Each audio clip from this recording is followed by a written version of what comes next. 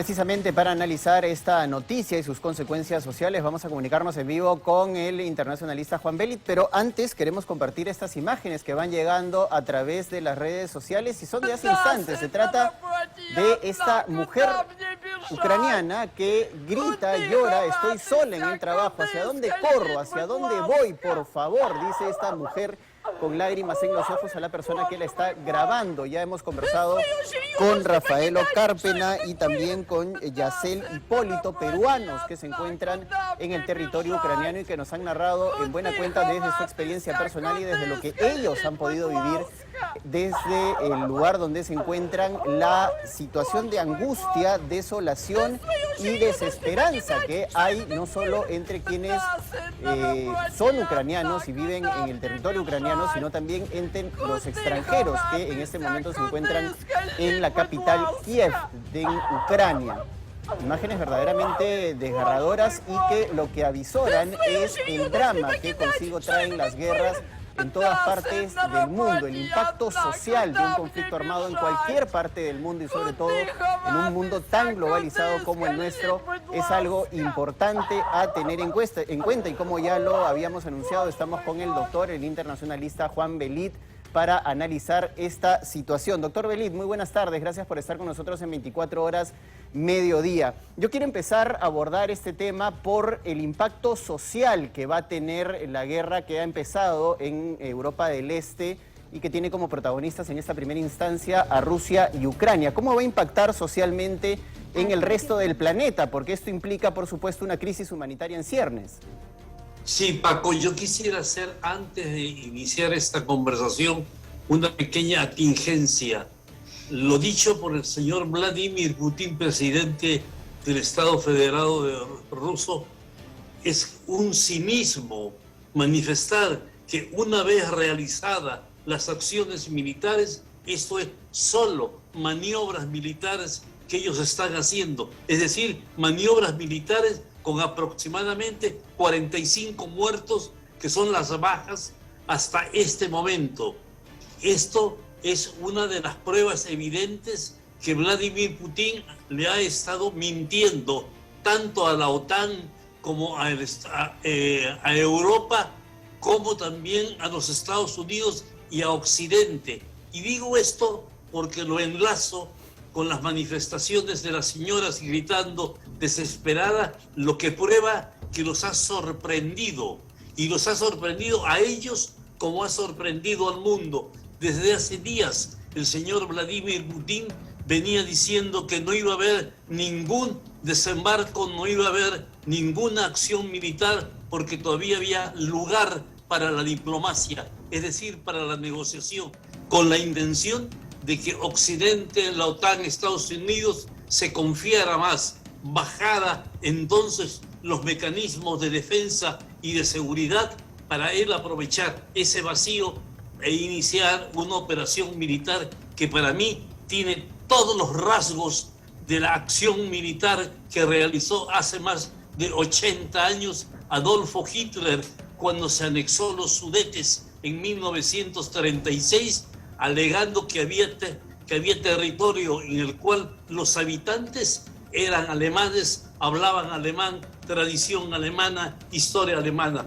Una vez que se iniciaron estas acciones, Hitler inmediatamente después, un año y medio después, inicia el ataque a Polonia, con lo que comienza la Segunda Guerra Mundial. Así es, no podemos ignorar todo este contexto histórico y todo este contexto político y diplomático que hay alrededor de estos conflictos que se han iniciado en esta parte de Europa, pero yo quisiera nuevamente insistirle en aterrizar este tema de la parte social. Estamos saliendo de una crisis sanitaria tremenda, de una crisis económica global, y en medio de esta situación inicia una escalada violenta que puede convertirse en una guerra aún mayor. ¿Cuál va a ser la afectación finalmente a las poblaciones tanto de Europa como el resto de Occidente? Porque no hay que olvidar que en un mundo tan globalizado como el que estamos viviendo, ya los impactos económicos, sociales, van a ser tangibles en poco tiempo con este conflicto armado que se ha iniciado en el este de Europa.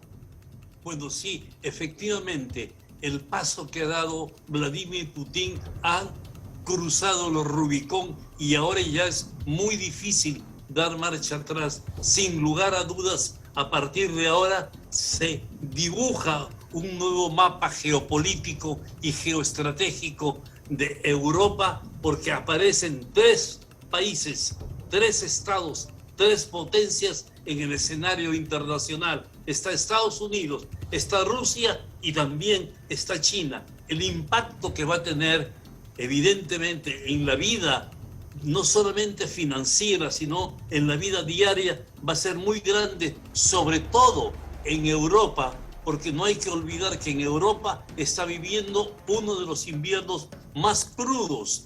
Ese invierno se protege Europa con el gas que sale precisamente de Rusia a través de Ucrania con la construcción del Nord Stream.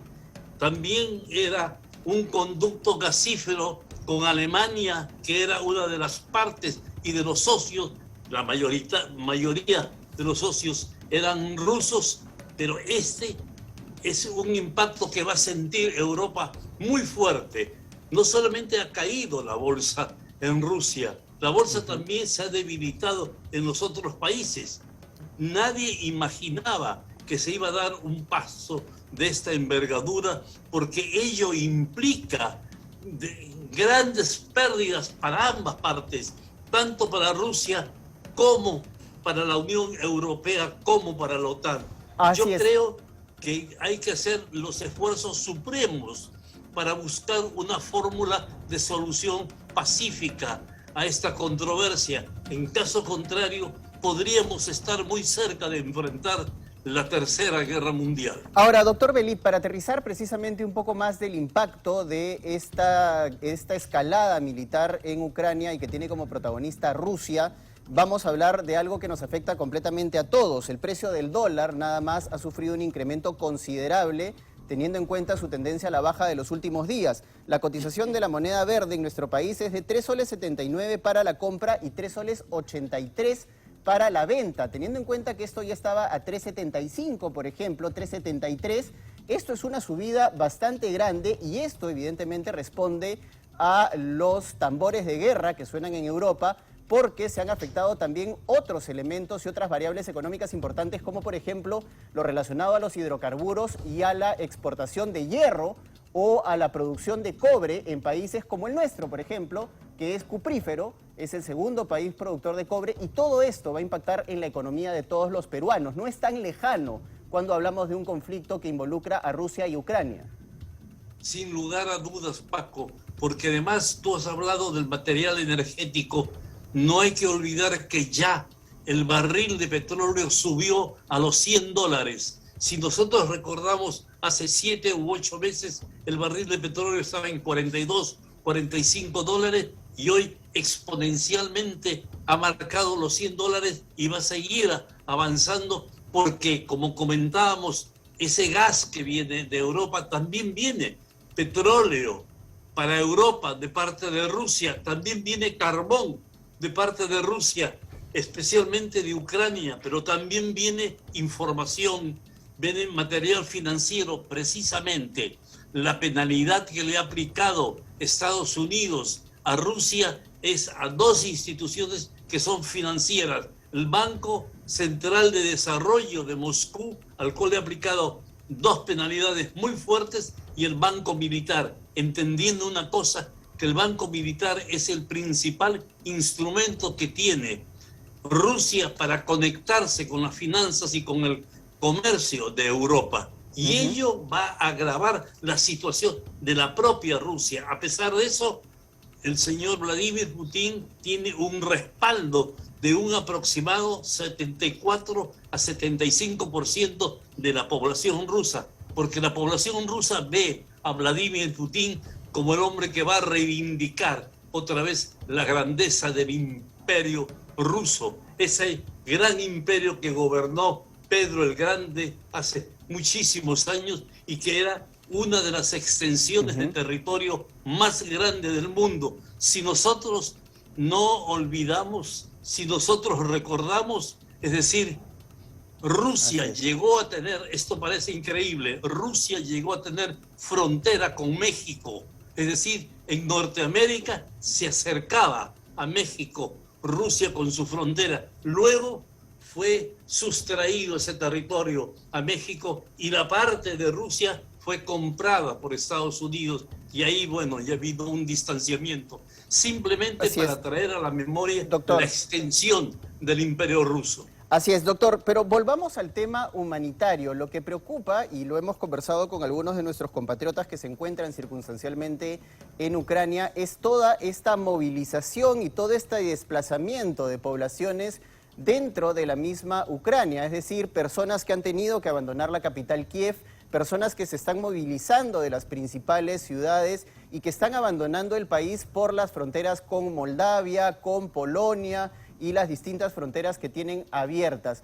¿Cómo va a traducirse esto en el impacto en el resto de Europa? Porque el resto de países europeos van a tener que recibir en promedio a 5 millones de personas que van a abandonar el territorio ucraniano en los próximos días o semanas. Bueno, como lo comentábamos, el éxodo que se inicia en este momento va a ser recibido por los otros países que están en el círculo de influencia de Rusia y también que tienen frontera con Ucrania. Hay una frontera que, disculpen que hable personalmente, yo la recuerdo cuando doctor Belit, embajador. Continuamos con el doctor Juan Belit para analizar precisamente algunos de estas declaraciones del presidente norteamericano. Una de las más importantes ha sido también, doctor Belit, y usted coincidirá conmigo, este compromiso que ha hecho Estados Unidos para evitar el incremento del precio del barril de petróleo y para evitar un desabastecimiento mundial del crudo. Sí, Paco, yo quisiera resaltar ese elemento porque ese es un mensaje más que para el mundo, para los Estados Unidos y para los ciudadanos de su país que deben ver con mucha preocupación que este conflicto podría llevarlos a ellos a tener que pagar precios exorbitantes por la gasolina. Como habíamos comentado antes de que hablara el presidente Biden, comentamos también que habían 2 bancos que él ha manifestado, que son 4 los bancos, pero son 2 penalidades a cada uno de los bancos. El Banco de Desarrollo de Moscú y el Banco Militar, que les ha aplicado 2 penalidades. Ello va a limitar entonces el flujo de dólares que entraban hacia Rusia. Eso en principio. Pero hay un elemento que para mí me parece vital, que me parece sustantivo, y es que Biden lo que está haciendo es volver otra vez a encabezar y a liderar la Alianza Atlántica. Es decir, la OTAN que se había disgregado con el gobierno del presidente Donald Trump, que había tenido frases muy duras con algunos de sus socios, tuvo frases muy duras para los ingleses, para los franceses. A Macron llegó a tildarlo hasta de que era un líder que no estaba a la altura de las circunstancias. Habló muy mal de los alemanes. Recordarán ustedes que tuvo frases contra Angela Merkel, en ese momento primera ministra de Alemania. Él lo que ha estado buscando es que vuelva a juntarse la Alianza Atlántica, que vuelva la Alianza Atlántica a tener confianza en Estados Unidos, que Estados Unidos iba a ser el líder que se necesita. Pero más aún, hay otra cosa que ya está en el marco de las acciones militares. Ha dicho que ellos van a atacar las industrias de Rusia. Y ese sí es un tema, además de delicado, es un tema que está evidenciando, que están trazando ya un escenario de conflicto armado. A pesar que dice que no van a enviar soldados a combatir, pero sí a asegurar las fronteras de los países aliados de la OTAN. No van a combatir, pero si se dan estas circunstancias, esos soldados en un momento van a tener que combatir. No hablamos de la asimetría que se da de las Fuerzas Armadas rusas con las de Ucrania, porque sin lugar a dudas son risibles. Es decir, Rusia es una potencia, Rusia es un fuerte, sólido y sin fisuras, que en estos momentos ha avasallado a un país pequeño. Por eso habíamos dicho al comienzo de esta conversación, este ejemplo esta acción militar se parece muchísimo a la que realizó Hitler hace cerca de 80 años con los Sudetes, y después de eso vino la invasión a Polonia, con lo que se inició la Segunda Guerra Mundial. Ahora, doctor Belit, es algo importante también lo que ha tocado relacionado a esta guerra cibernética, ¿no? Algo que en el panorama moderno es muy común y que de hecho ya hemos estado viendo en años anteriores. Es decir, Rusia ha desplegado una serie de ataques cibernéticos no solo a Estados Unidos, sino a una serie de países vecinos de Ucrania, casualmente, ¿no? Por ejemplo, Polonia, Lituania, Estonia, han sido víctimas de ataques cibernéticos por parte de hackers rusos, lo cual ya anticipaba parte de este nuevo escenario, este nuevo teatro de guerra moderno, ¿no? Bueno, Paco, mira, la guerra cibernética es parte casi consustancial a un planeamiento militar. Esta misma acción que ha realizado Rusia contra Ucrania se comenzó primero con una guerra cibernética.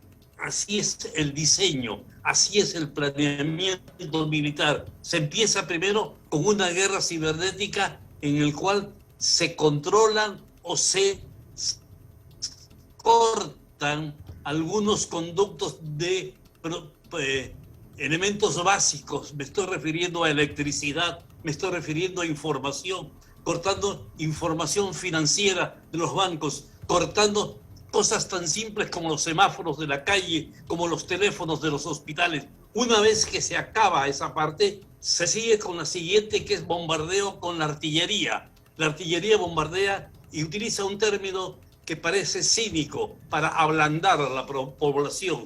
Una vez que la población está ablandada, entra la aviación, la cual bombardea algunos puntos estratégicos. Se dice que en Ucrania se han bombardeado también ciudades importantes como Kiev, y alguien había manifestado, lo escuché anoche en un canal de televisión francés, y decía que la primera zona que se había bombardeado en Kiev, la capital de Ucrania, había sido el aeropuerto y las zonas circundantes. Una vez que termina de bombardearse el aeropuerto y que se terminan de bombardear las otras zonas, entra la infantería. La infantería es, en el concepto militar, la reina de las armas, pero también es la que toma posesión de territorio, porque nadie puede controlar un territorio solamente con artillerías, con blindados o con aviación.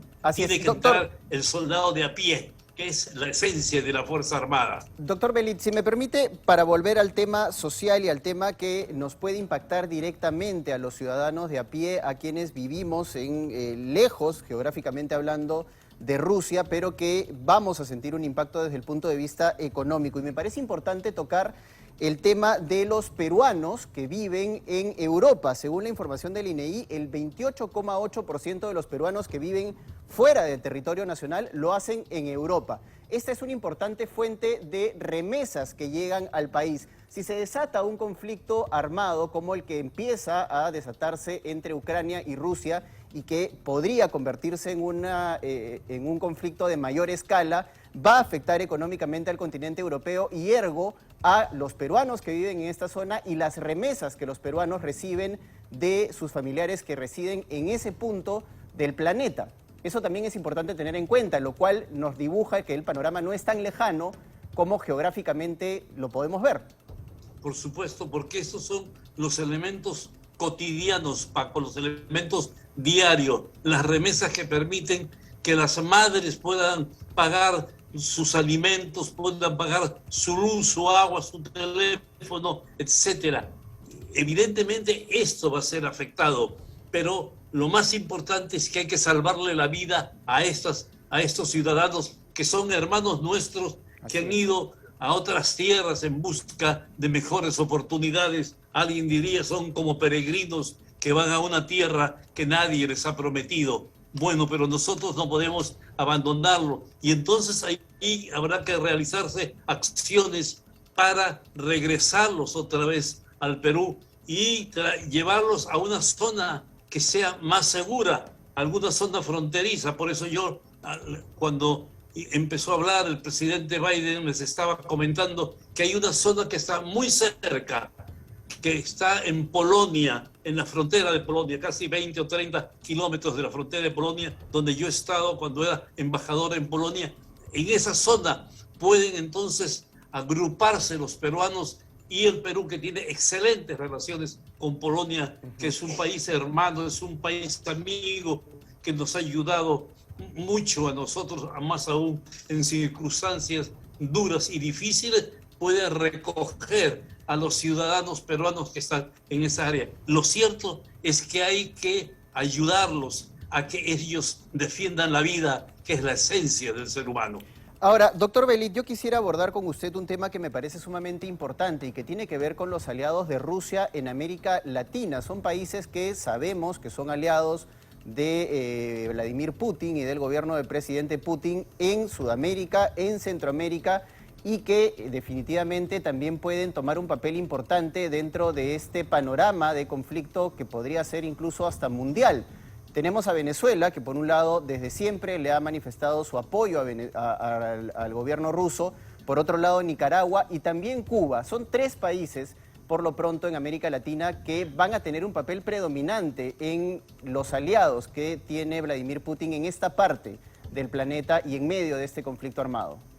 Sí, bueno, los tres países que creo que es muy conocido por su adhesión ideológica a Rusia, entendiendo que el señor Vladimir Putin no es un comunista, digamos, ortodoxo, al contrario, es un hombre que muchas veces hasta ha tenido posiciones opuestas a las del Partido Comunista Soviético, ha marcado distancia del Partido Comunista Soviético, y él, más que ideológicamente, habría que definirlo desde un punto de vista político como una figura pragmática, un personaje del realpolitik, es decir, él se mueve por donde se mueven las olas y por donde van las tempestades. Eso hace de la figura de Vladimir Putin también un líder de una gran talla mundial. Eso sí es indiscutible.